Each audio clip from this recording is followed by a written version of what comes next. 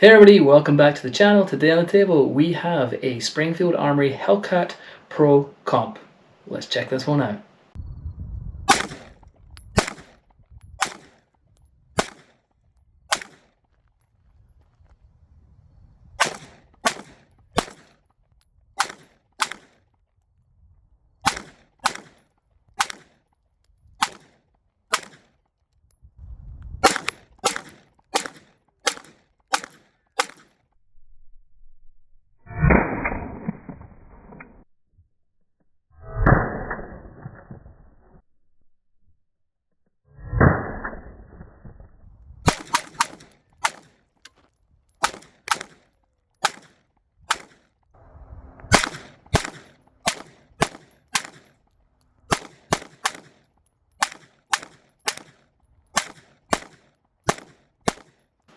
Alright, let's go ahead and check out the Springfield here. It does come with two mags. It does come under stainless steel. One is a 15 round mag and the other is a 17 round mag, which does have a slight extension on the grip, maybe if you have larger hands, although my hand does fit just fine with the flush fit 15 rounds. Like so, but you do have the option there for extra capacity if you wish, which is always a good thing. All right, so let's just eject that mag. Say stainless steel, nice mags. Put that to the side. Let's just start at the grip here. Obviously, there's the mag well.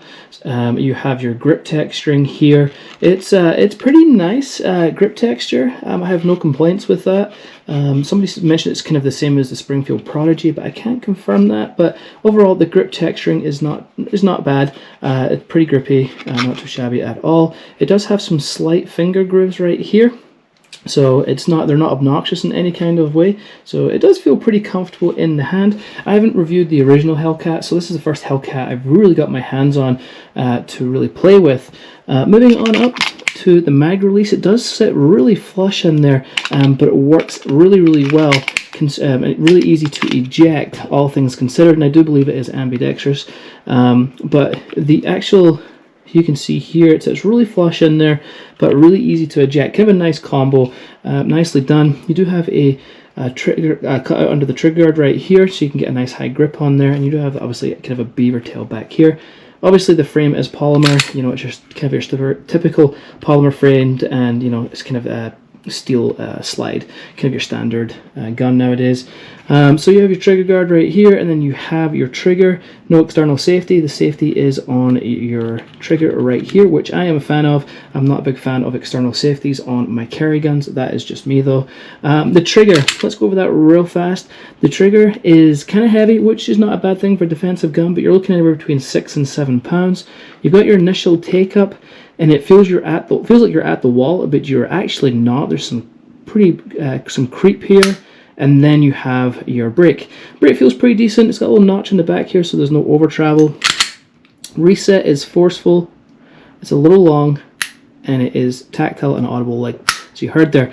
Not a bad trigger. As I say, it's a self-defense trigger. I'm just pointing it out how the trigger feels, so you know what you're going to get. That brake is pretty heavy, and as I say, it's got a little bit of creep in there. You do have a pick rail on here, so you can add lights if you wish. Moving on up, you've got your slide lock, slide release, and again, it sits very, I don't know how well this is going to pick up, but it sits very flush to the frame, so it's, you know, kind of that snag resistant, just kind of like your mag release right here, so very nice. Have a little more grip texturing right here for your thumb, and then kind of an index point for your thumb on this side and your index finger on this side. So thumb, index finger. So it kind of hits all the major points for your kind of your stippling or your texturing. Slide, this is your slide takedown pin. We'll go over that in just a little bit. Moving on up to the slide, you've got some serrations front and back. They're not super aggressive, but they do work pretty well. And again, if this is a concealed carry gun, you might not want these super chunky. For me, they could do with maybe just being a little more grippy, a little more aggressive, but they do work just fine. You can see it's got the Hellcat on here and Hellcat Pro. Moving to the back here, you'll notice it's got some high-vis sights. Well, at least at the front is. You've got that yellow tritium sight in here with the high-vis yellow around it. Works really well. Not a massive fan of the kind of the U-shaped sight at the back here, but I do like this high front vis sight. It was easy to pick up when I was shooting. You do have an optics cut right here. That's for the RMS shield cut. so optics ready, and you do have a loaded round indicator. So if you put a round in the chamber, you'll be able to see the brass or your steel case sitting in there, so you do know that your gun is loaded, or obviously you can just press check, but that's where you'll be able to check. Springfield Armory logo etched in right here. So the branding's really minimalistic, which I do like. You know, it's engraved, it's not like painted, or, you know, kind of colored in any kind of way, more engraving on the top, but it's very, very minimalistic. And then you come to what this gun is obviously known for. You have your comp. So it's built right into the slide and the barrel. So there it is there. It worked pretty well. We'll go over shooting it in just a minute here, but this is a 3.4, 3.7, I can't remember, I'll roll the exact length of the barrel in. It's a cold hammer forged barrel, and it is comped, as I said. Now I did take it, I just want to show you a comparison to the Glock 43X to give you the overall size comparison. It's essentially, the comp is just kind of adds on to the length of the 43X. Everything else is very similar size as the 43X, so if you play with the 43X, you'll know the size of this with a flush fitting mag. Obviously, if you go with the extended mag, it'll obviously be longer, but overall the dimensions are pretty similar. Alright, let's go ahead and take this down. Just make sure you are unloaded for sure, because you do need to pull the trigger in the process of taking this gun down. Pull slide back, lock it in position, and then you've got your lever right here. Typically, a lot of times with a lever, I've noticed, like on other guns, you kind of push down on this side, but on this one, you're actually going to go to the left-hand side and push up. So it's at the 12 o'clock position.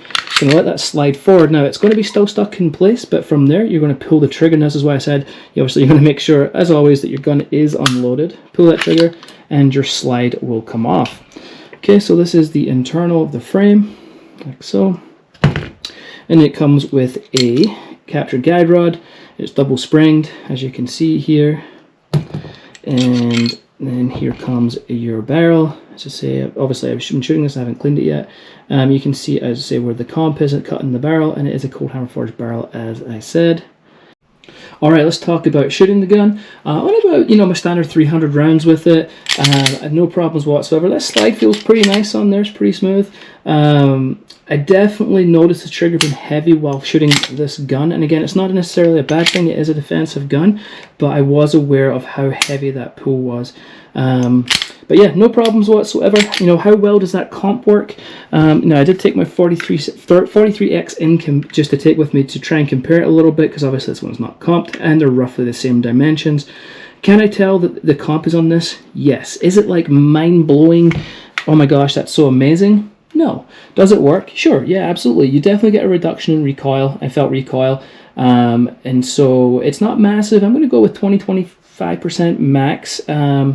Again, it was noticeable, but it didn't blow my mind noticeable, but it was still pretty good. So, yeah, overall, I'd say first time I've shot a Springfield Hellcat Pro. Now, a lot of people aren't going to like the company for obvious reasons. However, I'm not reviewing the company. I'm just reviewing the gun.